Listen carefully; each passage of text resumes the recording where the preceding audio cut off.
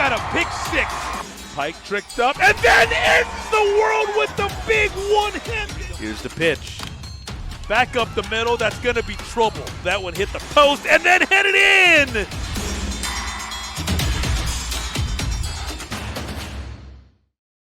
Sounds amazing. I would have never kind of thought that in my life, but you know, I've kind of always had to battle and overcome adversity, and you know, just about a year or two ago, I was struggling just to get into these championships, but here I am with my own trophy.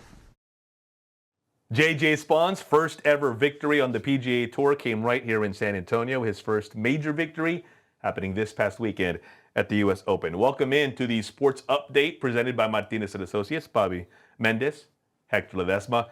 Talking golf later on, a special guest joins us to kind of break down not only the U.S. Open, but the golf year that's been, along with the Open that's coming up in July to finish out the major season, if you will, in golf.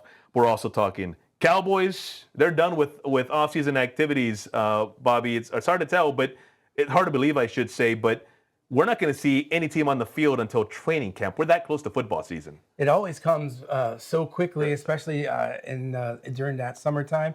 It's always like, man, what is there? The only thing we got is the finals, pretty much, and that's all we're paying attention to. Baseball's getting in there, but you know, those nights without sports is kind of boring. Speaking of the NBA Finals, we'll talk about that series and do the Thunder close it out in game number 6. But you know where we're starting? We're starting with those San Antonio Spurs. And boy, if the Kevin Durant drama couldn't get any stronger or stranger, however you want to phrase it, how about this? A bona fide superstar wants to play. He prefers to play in San Antonio.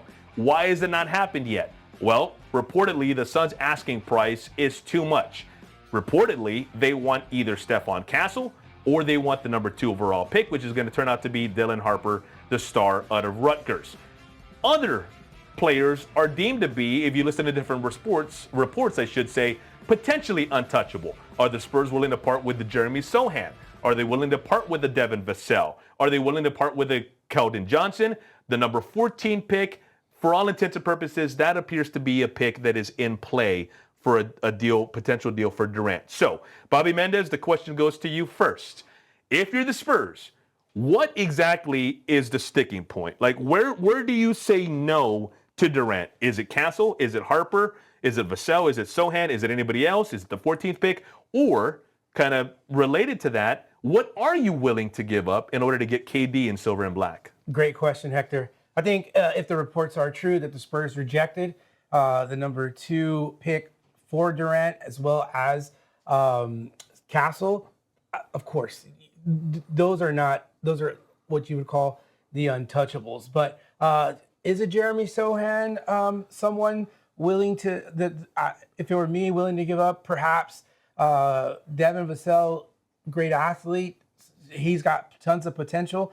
I think Spurs are able to afford to lose Vassell for that kind of a trade. So untouchables, of course, obviously Victor Wembanyama, Stephon Castle, untouchable, and even rumors of Fox right now. I've been watching that he might be potentially discussing that, hey, with Dylan, the potentially number 2 pick coming in, maybe there's not enough room for him, and maybe he might be listed as someone that might be up for trade talk as well. So, but I would think you would not want to get rid of that type of leadership this early. Yeah, Devin Vassell, the guy who keeps getting pushed down the pecking order, right? Because he was the Spurs' second leading scorer last year. He's actually been the Spurs' second leading scorer for the better part of the last 3 years. Then they add Fox, then Castle emerges, and it's almost as though Vassell, actually, you can take out almost, Vassell then becomes the odd man looking in terms of the hierarchy of the Spurs roster. But you look at Devin, and then you look at somebody like Jeremy Sohan as well. The Spurs have always liked Sohan. And here's the thing about Jeremy that I always tell people is, look, when it comes to Jeremy, if you're judging him based on points, he's going to underwhelm. If you're judging him based on any other statistic metric, he's going to underwhelm. What the Spurs have always liked about him is his versatility and his ability to do a number of different things. In other words, hate to do comparisons, but at this point, a very poor man's Draymond Green is how the Spurs view him. You got to win titles before you get to Draymond Green status, right? I'm not saying that's the comparison apple to apple, but that's why the Spurs like him so much. And if he is a sticking point, for those of you who are wondering why in the world is Sohan untouchable, if he is, that would probably be a reason why. Yeah, and look, there's no taking anything away from Sohan. I feel he gives that effort every night that he's out on the court. So effort is there for sure. As far as you talked about numbers and productivity numbers, right? Those you're not really going to see those things. It's kind of what he's doing away from the ball as well. But as you talked about Vassell maybe going down in his pecking order with the team, my first impressions of Vassell when I first saw him was I was torn on how to feel about him. It was that the year Wemby was in. When the first year Wemby was here, I know that I felt like he forced his way into a leadership role, and there were sometimes I'm like, hey man, this is the guy. You got to get it to him, and I felt like he's kind of understood that along the way. So, in order to say that, for me saying that was, hey, you asked me 2 years ago, I'd say, hey, let's part with Vassell right away. But again, as he's come in and he's kind of found his role, I was a little bit more acclimated with his style of play, and I don't see him making those kinds of decisions that he's made when we first got him. Not to mention, if Vassell is the second best player on your team, you're probably not going to make the playoffs. If he's the fourth or fifth best player on your team, you got a decent shot. Right now, you got a squad. I'm assuming you might have touched on this earlier, you're fully in agreement that Dylan Harper and the number 2 pick should be totally off the table for Durant. I agreed. Yes, I agree to that. That I don't think that we talked about it in previous shows. At what cost do we get Kevin Durant? If he wants to come in, I think I said, if he wants to come in under a Chris Paul type of role, hey, let's have him. But no, we're not giving up the farm for Kevin Durant. Yeah, Durant would say, I ain't no Chris Paul at this point in my career right now. Not yet. It's funny, though. Like, KD's still averaging 26 points per game this past season. To put that in context, Wemby averaged 24 points last year, and it was, oh, my goodness, Wemby's continuing to progress. What a great year. Fox has never averaged more than 25 points per game per season, and he's done that for the better part of the last 5 years. KD, at the age of 36, he's not going to be 37 until September, is still averaging 26 points per game. So, but to the point, that's not to say that the Spurs need to make this move now. It's just to say that as of now, as of this past year, he's still performing at a very, very high level. It's just that he's going to be 37 by the time next season starts. And as I always say, Father Time is undefeated. Nobody knocks off Father Time. Yeah, nobody. It's just a matter of when it comes for you. Yeah, and again, not everybody's LeBron. And even LeBron, right? Like, I mean, he's going to have a date where, that might be coming soon. I don't know, but LeBron, he's taking care of himself so much. Right. But yeah, at 36, Hector, for Kevin Durant, it's just going to require a lot more attention. And again, it's could cost a little bit too much if we have to give up all that. All right, so we'll see what happens about a week left before the NBA draft, and seeing if the Spurs make a move before then regarding one Kevin Durant. Hey, some boxing news. We had Desi Martinez and Leti Cantu on the show a couple weeks ago to talk about an upcoming card on August 23rd. They had a press conference on Wednesday, and pretty cool, Bobby. They're kind of unveiling more information about that fight that's coming up at Techport on Saturday, August 23rd. Yeah, it's going to be exciting. The first one, Hector, I thought was immaculate. It looked amazing. The cards were good. The fights were good. I can't even imagine how much better this could be. But, Desi wants to make sure that you leave that arena or that Techport Center satisfied with not only the boxing matches, but your experience there. It's called the San Antonio Summer Showdown. Desi letting us know that Justin Figueroa is going to be back. Isaac Bermea is going to be on the card. And also the hopes are, as we plan and lead up to August, is that some big names, Zab Judah, Errol Spence, are going to be in attendance for the match. And all around, any way you slice it, going to be a fun night, boxing and otherwise, that night at Techport. Yeah, Desi's opening up his Rolodex there and getting all his friends out there. So it will be a fun one. So hope to see you guys out there. All right, we're just getting started right here on the Sports Update. Up next, Cowboys talk. Hey, they're done with off-season workouts. So, what, if anything, did we learn? Sports Update, presented by Martinez and Associates, rolls after this.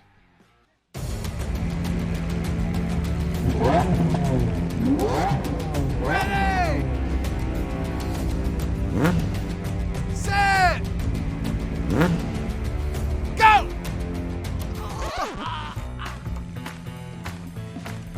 It's a bad idea to run a foot race against these guys, just like it's a bad idea to go up against the billion-dollar auto insurance industry all alone. Hire Martinez and Associates. With us, it's personal.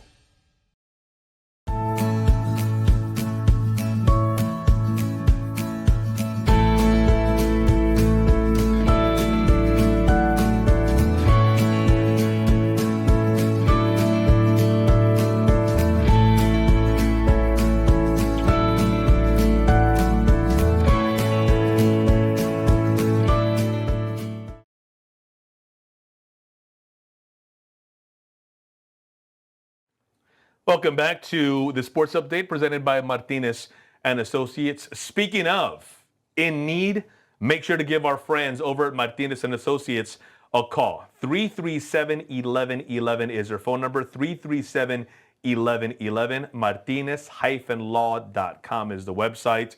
For us, it's personal is their slogan, and it is great people, great attorneys. Again, if in need, Martinez and Associates is who you want to give a call to. All right, so the Dallas Cowboys, they just finished voluntary off-season activities, organized team activities, what they call them, and then they had the mandatory mini camp as well, Bobby.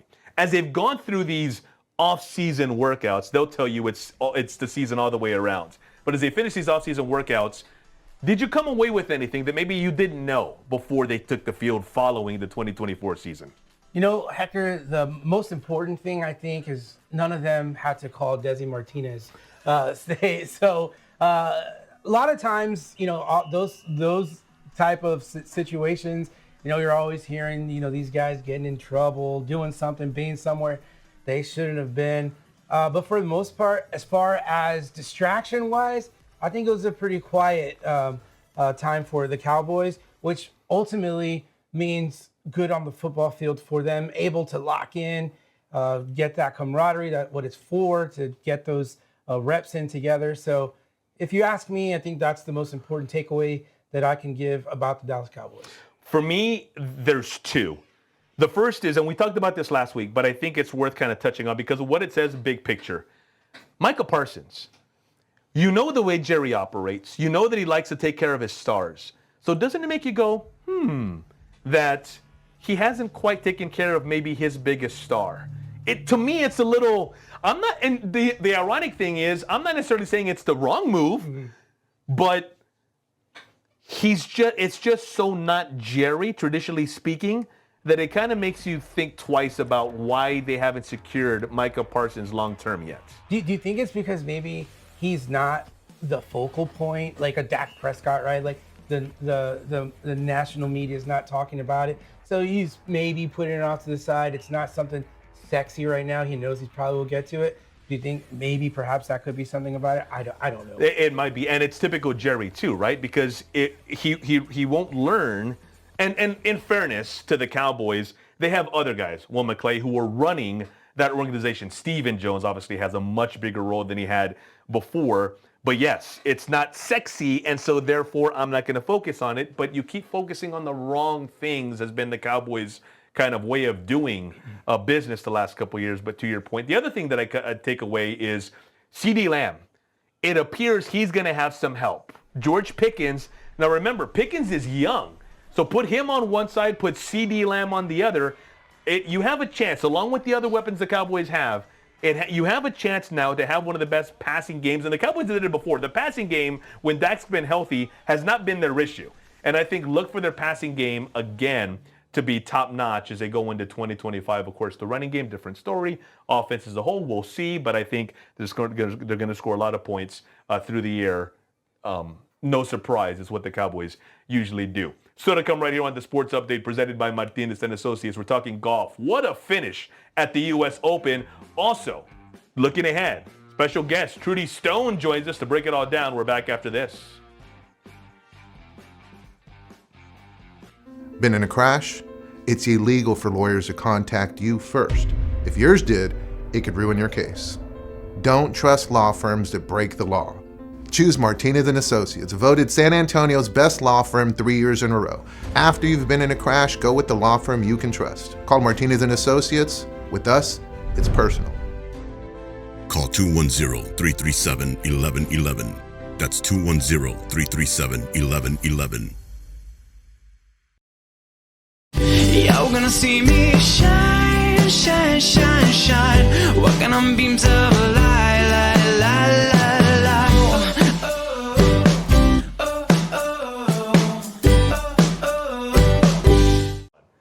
Welcome back to the Sports Update presented by Martinez and Associate. Our golf resident Trudy Stone in the house. Hello, hello. I feel like we need an applause track, Bobby. Oh, right? We should More include like that a in. golf clap. With the golf flag. Very good, Bobby. Very good. So Trudy, like, not only knows all things golf, but you called what happened at the U.S. Open this past week, and you said, I know, pat yourself on the back. You know. I know, we were talking about this last week, and we were kind of previewing the tournament, and I said, well, you know, Trudy, who follows the sport and knows a whole lot more about it than a lot of the dudes who follow the sport, said, watch out for the way they keep the course. It's going to lead to higher scores, and some of the bigger names might not get through to Sunday. And that's exactly how it played out. Yep. I sent you that text, and I said, you know what, this is how I feel, and look what happened. But how exciting was it to watch that whole tournament? I mean, did you get to watch the whole thing? Yeah, I watched most of it throughout the day, but it was such a good sense of golf. And then, like you mentioned, some of the names that we're not too familiar with, to see them do so well. Of course, everybody, you know, the takeaway is the 65-foot putt by That J.J. was Spawn. amazing. Wasn't it awesome? I got chills. I mean, it was so cool. And for those of you guys watching, you can't show it. You can't show the actual video. Golf is kind of tricky there with the rules on YouTube. So, the last thing I want to do is get us thrown off. But you can look it up. In order not to infringe on copyright rules, can't show you the actual video, but some stills there of J.J. Spawn doing his thing and not only sinking that putt, but it's his first ever major win, and what a way to do it. Yeah, and you know, I don't know if you know the backstory on this, but the morning of, at 3 o'clock in the morning, he was at CVS with his daughter, who was vomiting her little body, like just, you know, couldn't sleep, had to get up. So he was on very little sleep that day. So, I mean, you know, that break that they had, the rain delay, that huge rain delay, I think it kind of helped him a little get recharged. And I mean, to see him win this was super exciting. He won, of course, in 2022, I believe, the Texas Open. Yeah. So to see him come back and be able to push through and, you know, win was really exciting.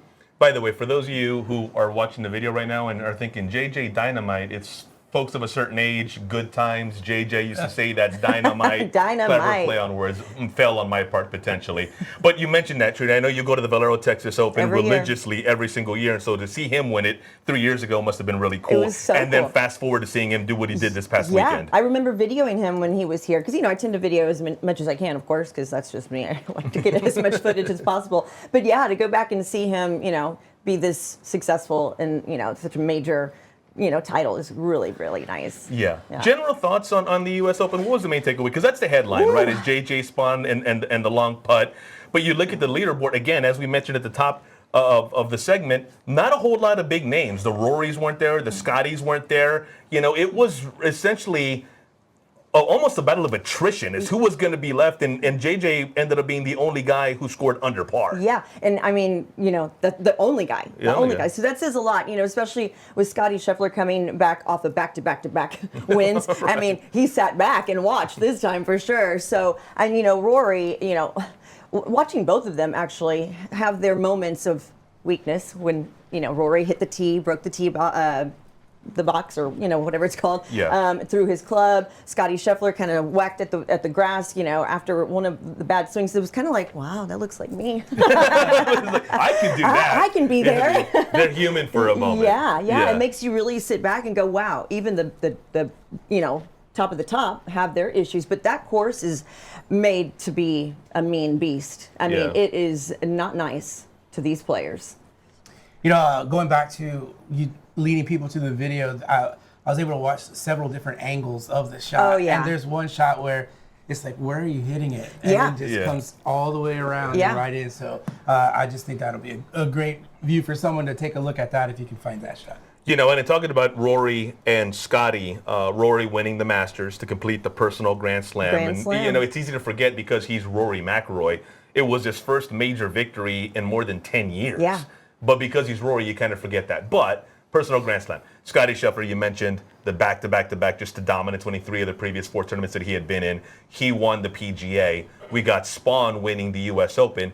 That leaves us with the last major of the year, the Open, formerly the British Open. I wish they would bring back the name the British Open, I do like right? the British Like, Open. just hear That's the how I Open, remember it, yeah. But that's exactly how I remember it, too. Any thoughts going into that, Trudy, or is it way too far in advance, a month out, to kind of look at who you like in that field? I mean, I'd love to see Scotty Scheffler get in there again, but I don't know. I mean, I think Rory will come back. There's something going on with Rory, though, and I don't mean to switch subjects here, but how does y'all's take on, him not wanting to talk to the media? I think I think every athlete at some point, and maybe you can even expand it to public figure, I think everybody at one point goes through a point where enough, like you're a distraction. And honestly, I say that as a member of the media, you get it.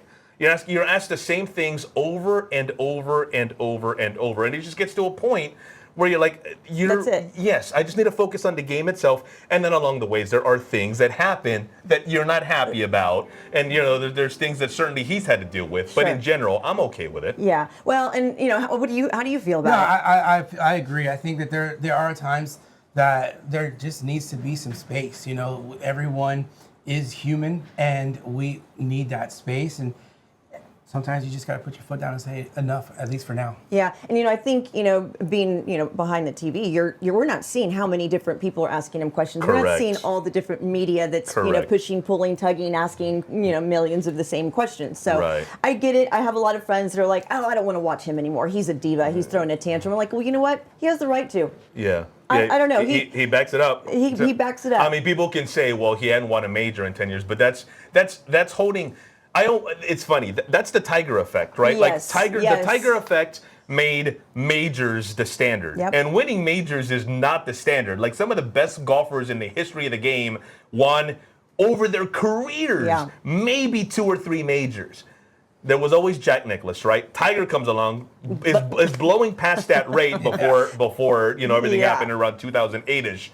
But that's the Tiger standard, and we shouldn't hold anybody else to that standard in terms of you measure greatness by how many majors you win, because he's just put it so far out of reach. And so Rory able to win that, to me, win the Masters this year, wasn't a knock on what he hadn't done. It's kind of props to what he has over his career. Sure. Yeah. So how do you feel with the Open coming up?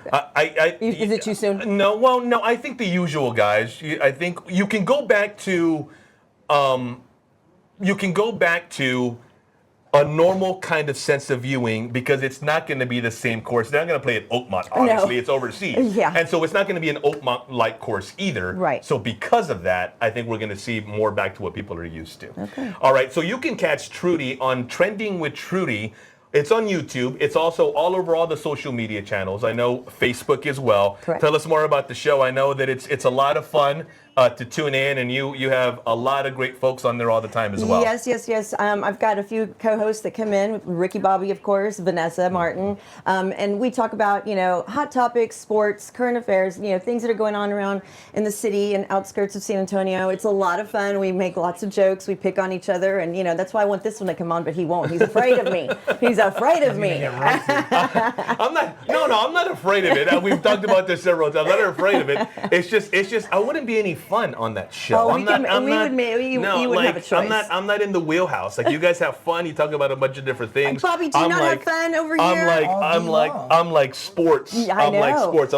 I can recite your stats from like 1987, no problem. You know what? But ask me to talk about what song's number one on the number one. They don't even do that anymore. Like number one on the Billboard list. You know what? See You're how right, old I yeah. am? I wouldn't be any fun at this. I couldn't tell you what popular songs and movies are out there, or what's cool, or what blah Bobby, blah you blah. want to be on my show?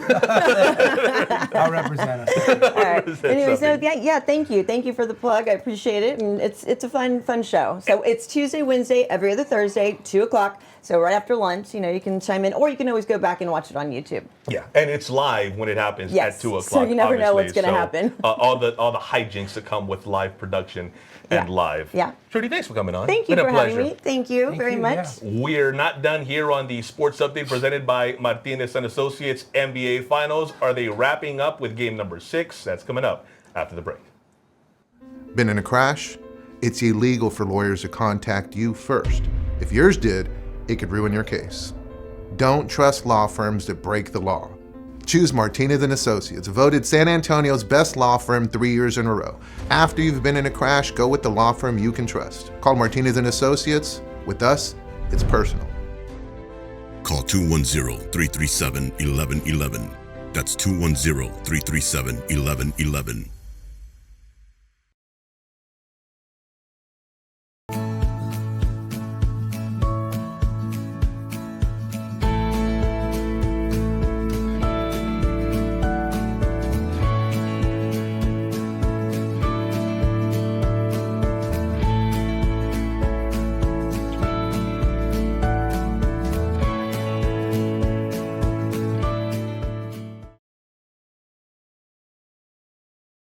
Sports Update presented by Martinez and Associates. Game 6 NBA Finals. The way the series is shaken out thus far, Indiana on the Tyrese Halliburton game winner, taking game 1, Oklahoma City bouncing back both those games in OKC with the game 2 victory. Game 3, Indiana going up 2-1, and people beginning to think, could the Pacers actually pull this off, since the Thunder have restored order. Victories in game 4 and then a win back home as the series shifted back to Oklahoma in game number 5. Game 6 is Thursday, and so we'll see if the Thunder can indeed wrap it up. Now, this show and every show we do presented by Martinez and Associates. If in need, give them a call.